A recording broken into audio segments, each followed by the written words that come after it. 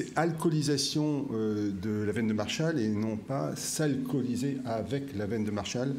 Pour l'alcoolisation, on verra un peu plus tard, dans quelques heures. Et donc, si tout le monde sait bien ce que c'est que l'alcool, peut-être on sait moins bien ce que c'est, sauf pour les chirurgiens, une veine de Marshall. Donc, c'est quoi une veine de Marshall? Une veine de Marshall, c'est ça. C'est-à-dire que vous voyez ici un graphique correspondant au sinus coronaire, à la veine principale du sinus coronaire, et vous voyez ici un petit machin. Et bien, le petit machin, c'est la veine de Marshall. Lorsqu'on prend une vue qui est non pas une vue en profil droit, on va dire, mais une vue par en dessous, avec cette fois-ci le sinus coronaire ici, on voit le corps du sinus coronaire qui se barre par là, et ici la petite veine de Marshall qui vient ici.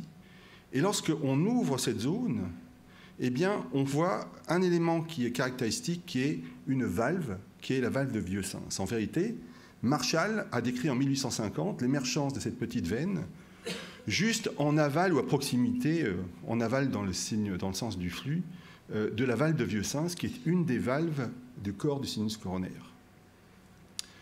Plus intéressant encore pour les électrophysiologistes que nous sommes, vous avez cette fois-ci une vue en latéral gauche, et vous voyez ici la petite veine de Marshall qui vient s'insérer dans une zone qui nous intéresse tous, puisqu'elle se situe entre l'auricule gauche et les veines pulmonaires gauche, supérieure et inférieure.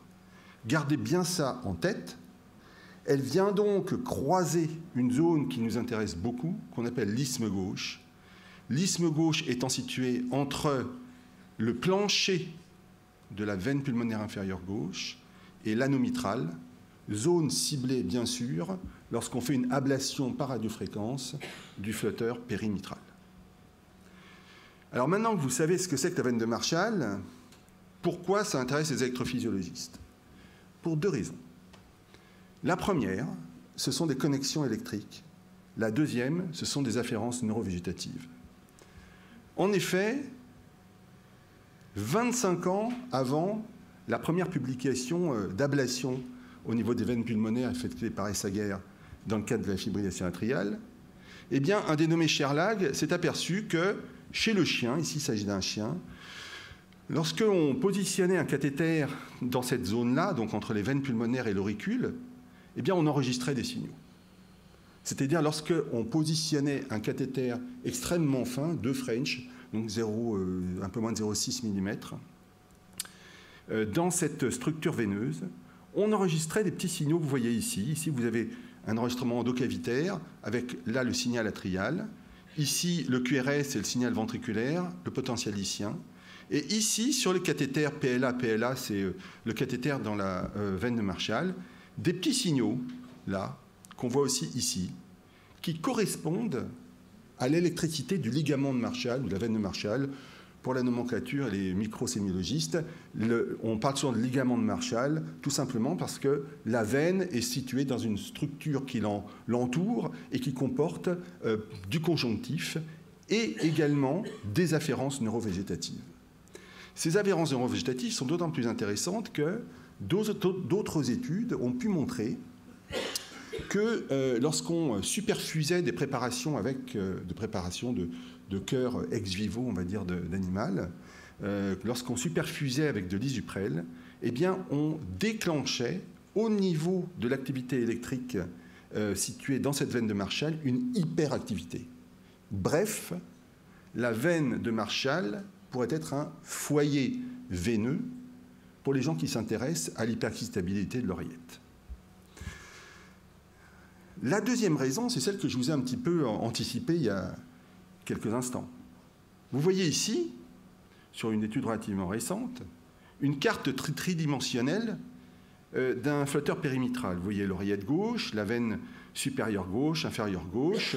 C'est une vue en LAO, en oblique antérieure gauche, pardon. Vous avez un codage couleur qui fait que le rouge précède le vert, précède le bleu précède le pourpre et le bleu foncé. Qu'est-ce que vous voyez? Ce patient a bénéficié préalablement à cet enregistrement d'une ligne de radiofréquence entre la veine inférieure gauche et l'anneau mitral, la fameuse ligne gauche, l'isthme gauche. L'activité donc naît par là, tourne, tourne, tourne, et là on passe du bleu ou du gris au rouge directement, sans passer par le bleu foncé et le pourpre, comme s'il manquait une partie du circuit. En réalité, il y a un bloc, mais il n'y a pas un bloc bidirectionnel sur l'ensemble du circuit. Il y a juste un bloc au niveau de l'endocarde, et l'activité électrique, qui est une maligne, trouve un court-circuit en passant justement par le sinus coronaire et ce qu'on devine comme étant la veine de Marshall, qui crée en fait un pont électrique qui vient court-circuiter l'activation endocardique. Bref, si on ne traite pas ce court-circuit, on ne peut pas obtenir un bloc bidirectionnel sur l'ensemble de la structure et donc on ne peut pas guérir le patient de son flotteur périmitral. Vous avez ici une petite carte d'activation qui montre clairement, chez un patient qui a eu aussi une ablation endocavitaire, vous voyez l'activité qui saute d'un endroit à un autre. En fait, elle suit la veine de Marshall et les afférences musculaires qui entourent le ligament de Marshall viennent s'insérer un peu plus haut et baissent de l'électrophysiologiste, si vous me permettez cette expression. Alors, ok, donc ça semble intéressant la veine de Marshall quand même, à traiter comme foyer, comme court-circuit, mais comment on fait? Eh bien, c'est pas très compliqué, on balance de l'alcool. Alors, je sais que nos camarades d'hémodynamique mettent pudiquement 1 millilitre d'alcool pur dans certaines artères septales. Nous, on y va à Francaoui, on envoie 10 millilitres. C'est nos collègues de Bordeaux qui sont dit de faire comme ça, Bordeaux, bien sûr. Hein. Bon. Et donc, on s'exécute. Donc, on met ici, vous voyez, c'est une vue en LAO, où il y a le corps du sinus coronaire, un cathéter décapolaire, une sorte de sonde qui permet, en fait, qu'on a appris à nos collègues d'hémodynamique, qui vient faire la radio de la petite veine de Marshall qui est là. On met dedans un guide, on met dedans un ballon, on le gonfle, on refait une petite angiographie, histoire d'être sûr qu'on est toujours dans la zone cible, et puis on balance de l'alcool sur 5-6 minutes. Jusqu'à créer un effet de staining qui est pour nous un signal de succès. En fait, on vient dessicquer, si vous voulez, par l'alcool pur l'ensemble de la veine, mais aussi le tissu myocardique qui est autour, puisque après, lorsqu'on fait une injection d'iode, on voit un myogramme. Donc, on crée une lésion à la fois veineuse et myocardique. D'ailleurs, ça se voit. En effet, quand est-ce qu'il faut alcooliser? Vous avez compris tout à l'heure, je vous ai montré le petit schéma. Le flotteur périmitral, le court-circuit, il faut dézinguer le court-circuit. Bon, ok. Donc, il y a des gens qui ont testé, si vous voulez, d'une part, la faisabilité du bloc bidirectionnel sur l'isthme gauche, et d'autre part, la dangerosité de cette histoire d'alcoolisation et surtout sa performance. En effet, pour ne rien vous cacher, on n'est pas manchot, mais on n'était pas très bon jusqu'à présent dans l'obtention d'un bloc bidirectionnel sur l'isthme gauche, en tout cas au CHU de Nantes. À titre personnel, mes collègues font peut-être mieux, mais je devais bien avoir 20 ou 30% de succès et 70% d'échecs. Depuis qu'on alcoolise, depuis qu'on fait comme il faut, depuis qu'on associe à l'alcoolisation de la veine de Marshall d'autres artifices techniques comme la radiofréquence circonférentielle dans le sinus coronaire, enfin des petites choses, je pense très honnêtement qu'on est passé, en ce qui me concerne, mais mes collègues aussi je pense, c'est la même orientation, de 20% de succès à 20% d'échec. C'est-à-dire que maintenant, en règle générale, quand on s'attaque, si je puis me permettre, à un isthme gauche, on obtient le bloc bidirectionnel. C'est ce qui est retrouvé dans la littérature, puisque sur 152 patients qui étaient, en l'occurrence, sur des traitements de FA, on passe en succès aigu avec une simple ablation, si je puis me permettre, par radiofréquence, comportant quand même une ablation à la fois dans l'oreillette gauche et dans le sinus coronaire. On passe d'un succès de 64 à 99% en aigu. Ce sont nos collègues de Bordeaux, excusez-moi pour le 99. Pour un succès chronique sur la reprise de 33 à 63. Donc ça veut dire que, on est meilleur en aigu et aussi, dans le temps, le résultat se pérennise. Vous voyez ici le patient qui a eu l'ablation des veines pulmonaires avec une carte de voltage. Le rose, c'est du voltage normal. Le rouge, c'est vilain pas beau, ça a été cramé, en d'autres termes. avant l'alcoolisation.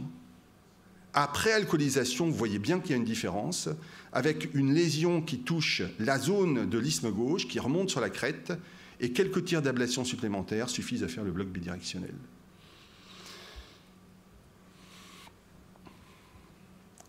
Maintenant, la deuxième cible, c'est la FA persistante.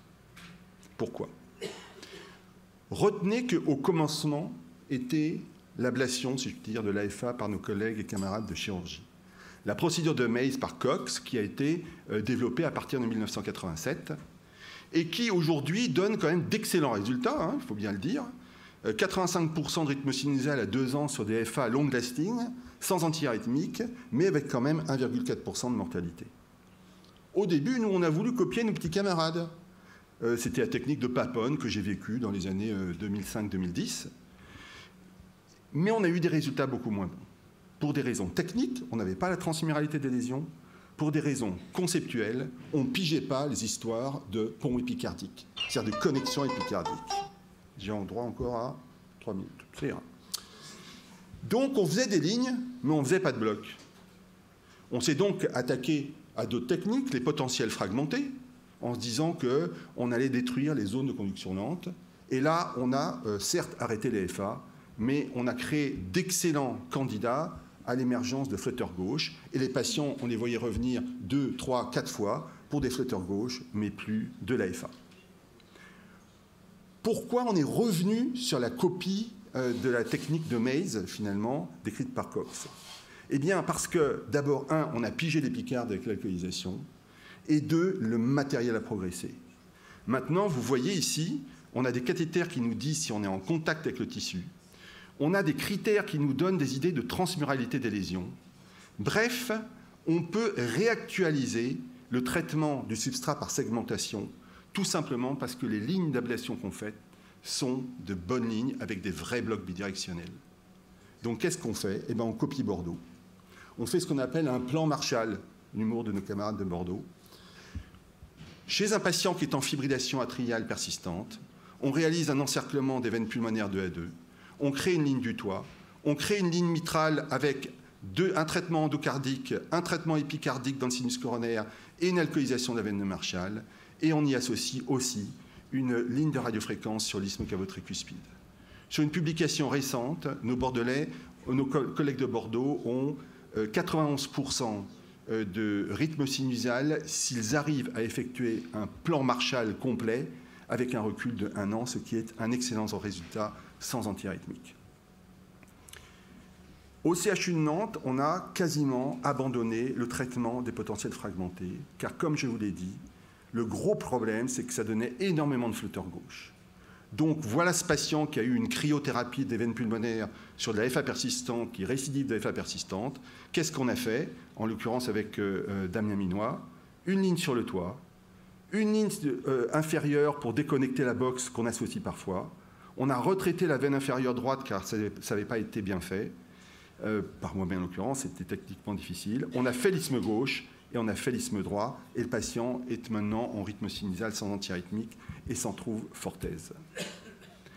Juste 2 mots pour vous dire qu'on a une étude randomisée qui démontre que l'application de l'alcoolisation de la veine de Marshall apporte un bénéfice à l'obtention du rythme sinusal chez des patients en fibrillation atriale persistante par rapport à la simple ablation par cathéter.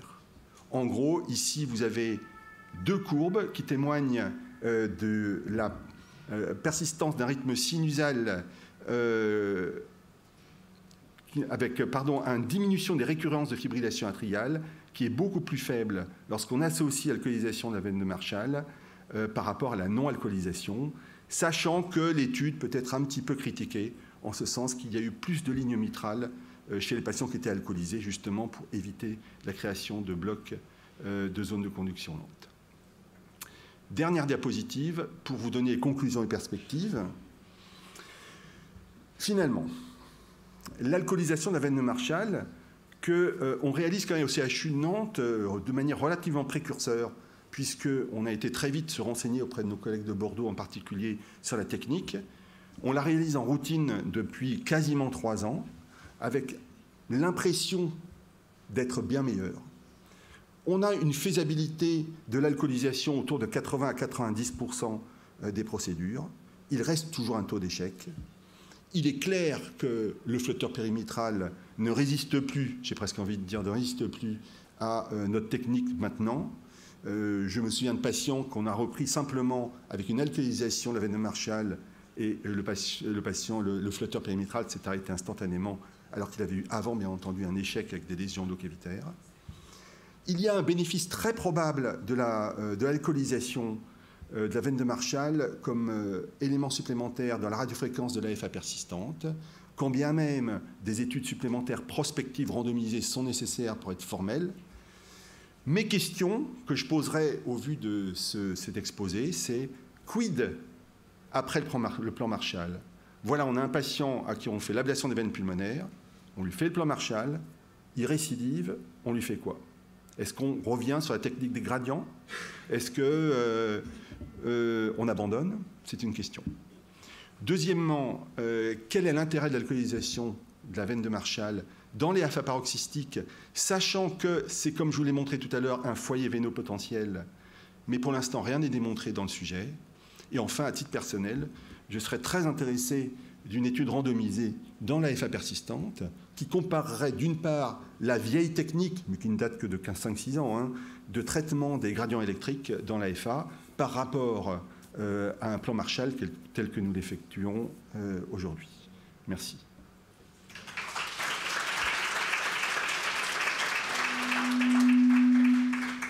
Merci Gilles. On a peut-être le temps juste pour une seule question.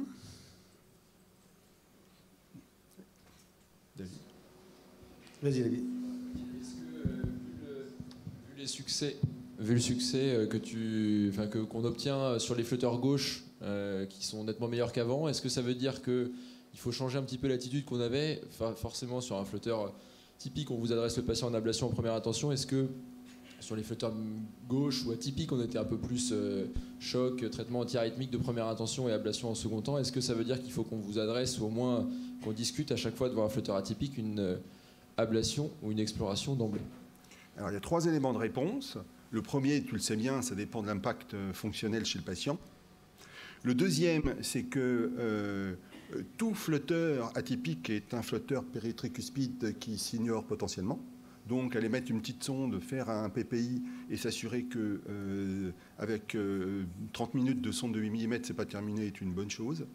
Et troisièmement, je suis d'accord avec toi, on est certainement bien meilleur qu'on l'était avant sur l'ablation des flotteurs gauches, et donc ça mérite certainement d'être plus large dans les indications.